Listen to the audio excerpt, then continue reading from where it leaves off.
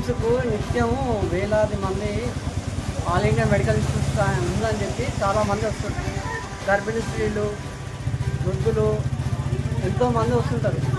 కానీ వ్యవస్థ ఇస్తుందంటే మనం ఎక్కడున్నామో అర్థం చేసుకోవాలి.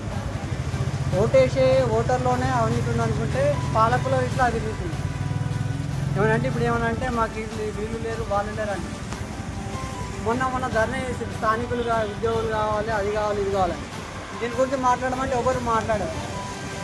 ఎంతోమంది ఎయిమ్స్ నమ్ముకొని నైట్ టైంలో కానీ డే టైంలో కానీ వస్తుంటారు.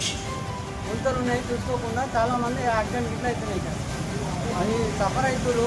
స్థానికులు ఎక్కడెక్కడికెళ్ళో వస్తారు. ఇక్కడికి పొరుగు రాష్ట్రాలకి నీళ్ళు వస్తారు. ఎయిమ్స్లో మంచిగా అవుతుందని చెప్పి రహదారి వ్యవస్థ స్థానికంగా దీనిపైన చర్య తీసుకొని దీన్ని గుర్తించి ఈ ప్రాబ్లంను వెంబడే సాల్వ్ చేయాలి. గ్రామ వ్యవస్థ కానీ కార్యదర్శి కానీ వెంబడే దీన్ని పట్టించుకొని సమస్య పరిష్కరించాలి.